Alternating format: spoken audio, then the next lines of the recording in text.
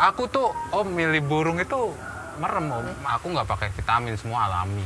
Soalnya paham aku kan, burung yang stabil itu semua seimbang antara birahi, emosi. Dan ini apa tenaga. Wah ini kok kayak labet ya Om, saya tuh pemain labet. Oh, pemain. Birahi, emosi, seimbang. Resepnya pilot ini juara berturut-turut sampai terus stabil. Apa Om pakai odeng? Jangan-jangan pakai odeng nih Om. Wah ini sebentar. Ini sebenarnya mau saya cut, tapi Om ngomong ini nih, wah tak panjangin nih. Gak jadi cut. Lanjut.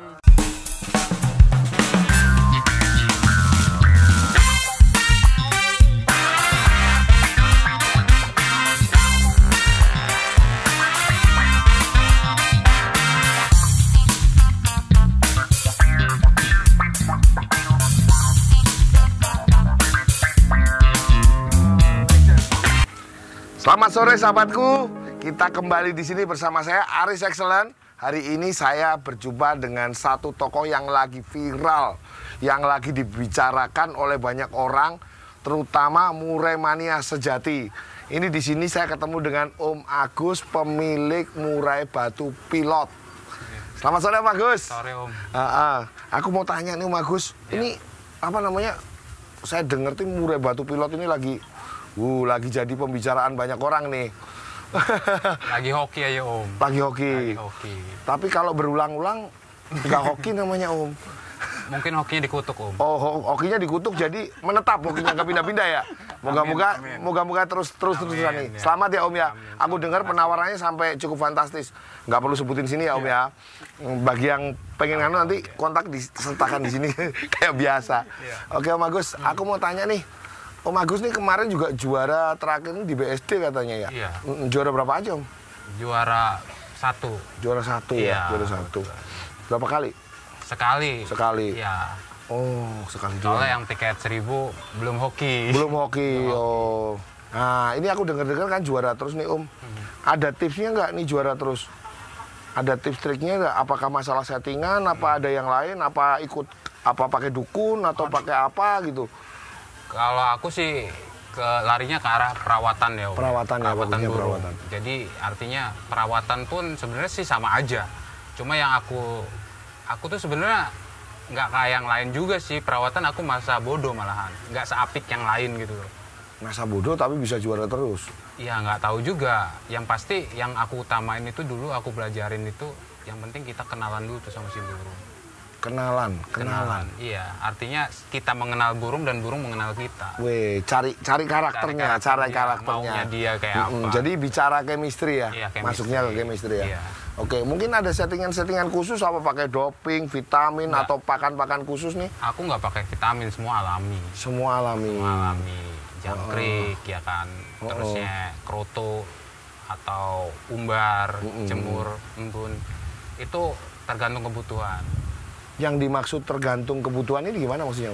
Yang kembali lagi ke kita mengenal burung itu. Oh, jadi misalnya nih. Aku nggak pernah pakem misalkan ya, kayak jangkrik, misalkan kayak orang misalkan pakai 55. Ya. Atau pakai 77 atau 33.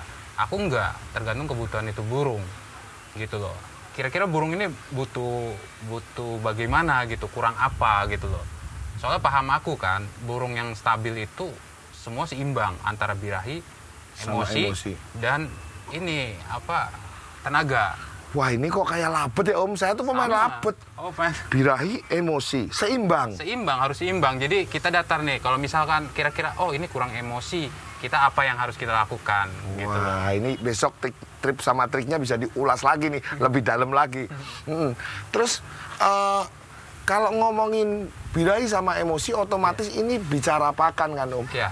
Pakan, katanya aku dengar dari Om nih, pakannya pakai jor-joran supaya mempertahankan birahinya supaya dia fightingnya tinggi itu apa? Kebetulan aku kan sering bercanda juga gitu kan. Sering bercanda. Artinya banyak yang nanya settingan ke aku. Aku yakin settingan setiap burung itu berbeda-beda. Cakep. Pemahaman ini cakep. Ya. Terus. Misalkan aku punya settingan seperti ini, diterapkan ke burung yang lain. Itu nggak sama Om. Aku juga kan ada beberapa murai juga di rumah. Itu pun perlakuannya beda-beda. Oh, jadi nggak semua murai disamaratain.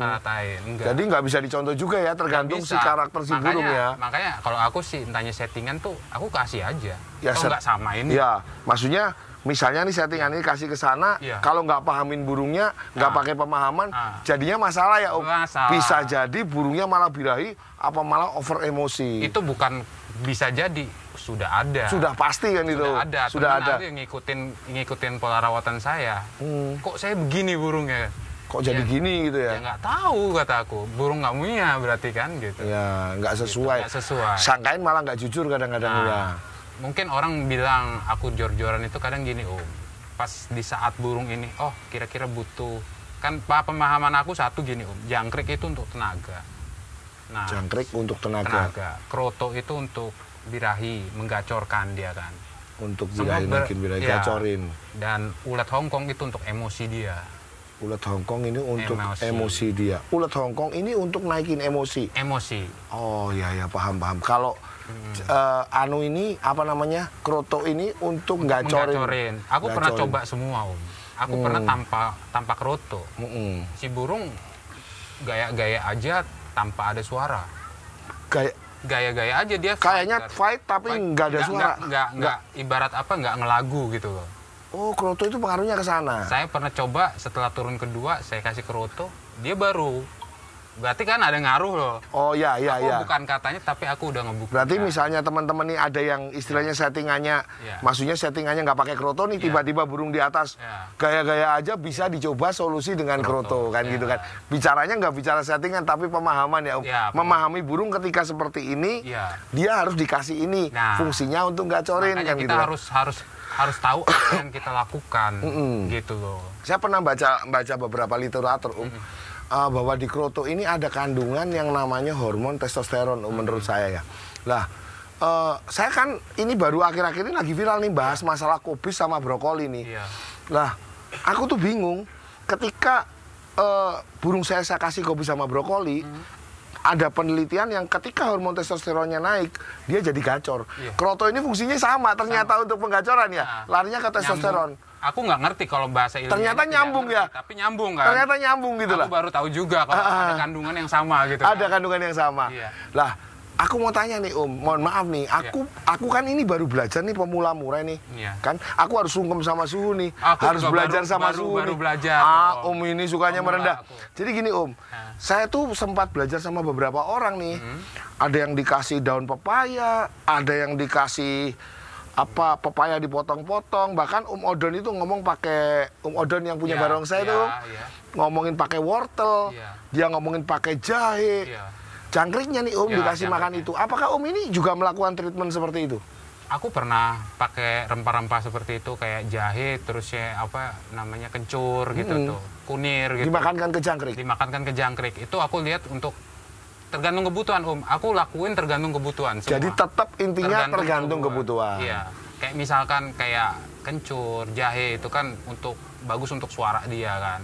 Kan logikanya aku nggak ngerti bahasa ilmiahnya apa. Bener, larinya ke suara sih Testosteron itu larinya ke suara. Dan jahe ini kalau mungkin teman-teman nih yang mau cari nih literaturnya, jahe ini juga mengandung hormon testosteron. Jadi saya tuh sempat nyelidiki panjang lebar masalah hormon testosteron ini kandungannya di makanan apa aja. Makanya ini kebetulan ketemu sama Suhu nih, Suhu Murai nih, saya bahas sekalian, saya tanyakan sekalian, siapa tahu saya ketika belajar ini bermanfaat kan gitu. Makanya di Labot ini saya pakai pakai makanan kobis sama kol. Siapa tahu sih ini bisa difungsikan ke murai batu kayak gitu ya. Aku mau tanya lagi nih nih. Kalau di lapangan itu antara pemain besar sama pemain kecil ini kadang-kadang banyak yang istilahnya banyak yang nyinyir, tahu ya nyinyir ya? Tahu. Jadi nyinyirnya gini loh, lu mah juara aku tahu lu mesti bos, lu murainya bos. Beda kalau murai gua mah walaupun bagus kayak apa nggak mungkin juara. Ini ada pemain-pemain yang nyinyir kayak gitu. Wah lu pasti pakai odeng. Nah aku mau tanya nih resepnya pilot ini juara berturut-turut sampai terus stabil. Apa pakai odeng? Jangan-jangan pakai odeng nih Aku sih nekat Modal nekat? Nggak pakai odeng Aku pertama kali main burung itu udah waktu itu di event, langsung event. Aku teman-teman aku banyak ya yang bilang kamu nekat gitu, main tubruk tiket sekian main tubruk. Terus pokoknya asal aja, berani aja. Berani aja, aku yakin aja, modal yakin. Luar biasa, luar biasa. Kalau masalah odengan kayak gitu, aku mau odeng ke siapa Paling ke temen-temen ngodeng. Soalnya aku nggak pernah kenal namanya juri, nggak pernah kenal sama panitia kayak gitu.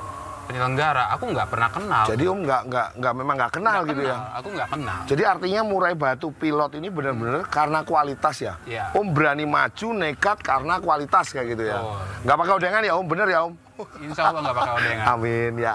Ya ini keren Om. Aku salut sama mentalnya Om ini karena Om ini termasuk orang yang fighter. Nggak semua orang punya mental kayak Om, berani tarung di lapangan besar, rata-rata orang bilang, alah percuma deh lomba besar, lu latberan aja, lu latpresan aja deh, nggak usah lomba besar. Rata-rata cengeng Om ini pemain, takut kalah di lomba besar kayak gitu. Tapi aku lihat Om ini beda banget gitu loh. Karena aku yakin sama burungnya. Nah itu yang cakep. Tapi kan mereka tetap ngomong kayak gini Om. Walaupun burung gua bagus kayak apa, belum tentu menang di lapangan. Beberapa itu urusan belakang. Urusan belakang. Urusan belakang. Wah keren ini pemain sejati. Ini yang namanya pemain sejati teman. Harus ditiru. Jadi pemain tuh jangan cengeng. Lari mie kecil kayak gini percuma. Ini loh, contohnya ini loh. Ternyata bisa menang di lomba besar dan istilahnya dia nggak perlu odengan atau segala macam, enggak gitu loh. Mungkin gini Om, terakhir ini pertanyaan saya, mungkin Om bisa sampaikan pesan buat teman-teman pemain nih, istilahnya apa sih yang istilahnya bisa jadikan Om motivasi untuk teman-teman pemain Murai nih yang di Nusantara ini supaya mereka tetap semangat gitu Om. Monggo Om, sampaikan Om. Ya, kebetulan juga saya bisa nyampein di sini gitu kan. Kebetulan banyak yang nelpon saya, inbox saya, WA saya menanyakan pilot.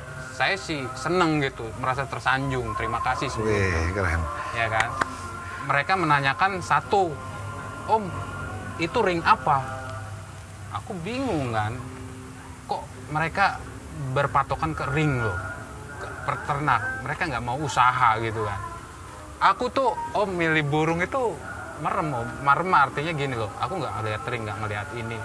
Aku tuh lihat aslinya aja wujudnya gitu tuh, realnya gitu tuh. Wah ini sebentar. Ini sebenarnya mau saya cut, tapi Om ngomong ini nih, wah tak panjangin nih, nggak jadi cut, lanjut.